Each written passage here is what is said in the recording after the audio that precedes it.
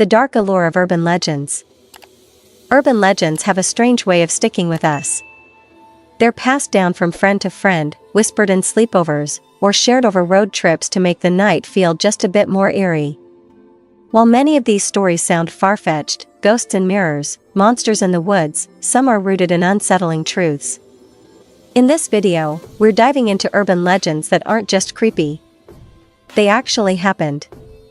It's surprising how often reality outpaces fiction when it comes to horror. The host admits that while they've explored mythical creatures, cryptids, serial killers, and folklore from around the world, they've never tackled urban legends, until now. What follows are not just scary stories, but true accounts of people and events so strange they became legends in their own right. Charlie No-Face, the Green Man of Pennsylvania.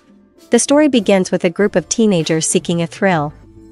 They pull off the highway into a dark tunnel in Pennsylvania, one said to be haunted by a figure called Charlie No-Face.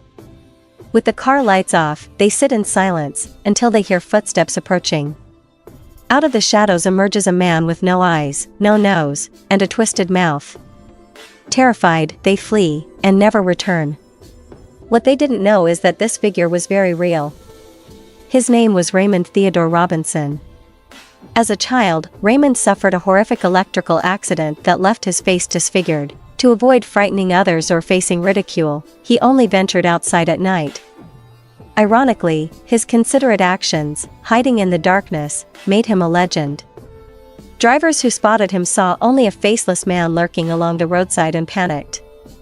He became known as Charlie No-Face or the Green Man, though he didn't live in a tunnel or chase people. He was a kind, well-liked man who simply looked different. This story reveals how society can turn tragedy into myth, and how fear of the unfamiliar can distort reality into something monstrous. The Body Under the Bed, a vacation gone horribly wrong. This urban legend is particularly disturbing because of how mundane it begins. A family or couple on vacation checks into a hotel. They notice a strange smell but dismiss it, eager to relax.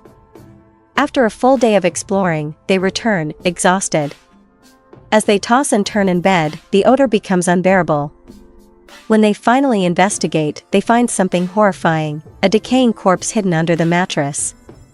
Sounds like a scary story you'd tell at summer camp, but it's disturbingly real. There have been multiple confirmed cases of this exact situation across the United States. In 1999, guests at a hotel in Atlantic City slept on a mattress with a dead body inside it, without realizing until the next day. Similar incidents occurred in Florida, Colorado, and Virginia. While not common, the fact that it's happened more than once is enough to make anyone think twice the next time they stay in a hotel. It's the kind of horror that doesn't involve ghosts or killers hiding in closets, but something worse, a real, tragic crime hiding just beneath you while you sleep. Gary Hoy, The Window That Didn't Break. This story is shocking because it sounds like a prank gone wrong, but every word is true. Gary Hoy was a successful Canadian lawyer working in Toronto's TD Centre. Proud of his firm's high-rise office and its modern, shatterproof windows, he decided to prove their strength during a demonstration. In front of visitors, he hurled himself at the window, something he had done several times before. The glass didn't shatter, just as he claimed. But this time, the entire frame gave way. Gary plummeted 24 stories to his death. This 1993 tragedy became legend not because of exaggeration, but because it was real. Urban legends often twist the truth, but here, reality was stranger than fiction. The story spread like wildfire: the lawyer who threw himself out the window, a cautionary tale told in classrooms and office meetings alike. What makes it haunting is its banality. There were no malicious intentions, no supernatural elements, just one fatal miscalculation. It's a chilling reminder that even the most ordinary places, like an office, can suddenly become the stage for an unforgettable tragedy. The Bunny Man, hatchet-wielding mystery in Virginia. This story is shocking because it sounds like a prank gone wrong, but every word is true. Gary Hoy was a successful Canadian lawyer working in Toronto's TD Centre. Proud of his firm's high-rise office and its modern, shatterproof windows, he decided to prove their strength during a demonstration. In front of visitors, he hurled himself at the window, something he had done several times before. The glass didn't shatter, just as he claimed. But this time, the entire frame gave way. Gary plummeted 24 stories to his death. This 1993 tragedy became legend not because of exaggeration, but because it was real. Urban legends often twist the truth, but here, reality was stranger than fiction. The story spread like wildfire: the lawyer who threw himself out the window, a cautionary tale told in classrooms and office meetings alike. What makes it haunting is its banality. There were no malicious intentions, no supernatural elements, just one fatal miscalculation. It's a chilling reminder that even the most ordinary places, like an office, can suddenly become the stage for an unforgettable tragedy. Urban legends have always existed in the gray space between memory and myth. Unlike ghost stories or fairy tales that openly declare their fictionality, urban legends wear a mask of reality. They are rooted in "it happened to a friend of a friend," in half-remembered newspaper clippings, in whispers shared at midnight. That's what makes them terrifying, not because we know they aren't real, but because we can't be sure they aren't. To evoke this unsettling ambiguity, let's imagine a campfire scene deep in the forest. The fire crackles in the center, throwing moving shadows across the faces of a group of listeners.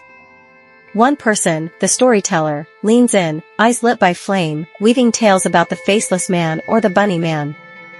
The camera lingers not just on the speaker, but also on the listeners, eyes wide, posture tense, breath held.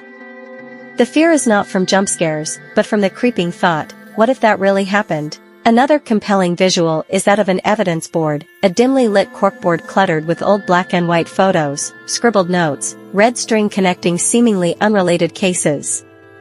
There's a newspaper headline, "Body Found Under Mattress." A weathered photo of a man with a blurred-out face. A torn map with Guinea Road circled in red. This isn't fantasy, it looks like a real investigation. A desk lamp flickers beside it, casting a yellow glow that makes the shadows feel alive. This scene captures the tension between documented fact and chilling possibility. It's perfect as a transition or bridge between story segments, hinting that there's more than coincidence behind these urban myths. A third image worth exploring is a surreal collage of urban legends, four scenes blending into one another like a nightmare. The green man walking along a roadside. A woman screaming beside a hotel bed. A businessman falling from a skyscraper. A rabbit-masked figure emerging from the woods. Each one occupies a quadrant of the frame, their edges dark and melting into each other. The message is clear: these stories don't belong to one town, one time, or one person. They are everywhere, and they may still be happening. These emotionally charged and symbolically rich images don't just decorate a horror video, they elevate it. They make the viewer feel like they're part of something hidden, something whispered, something uncomfortably close to real life. When crafted well, these visual moments create a tone that lingers long after the video ends, not from gore or violence, but from the slow-burning dread of, "I thought this was just a story."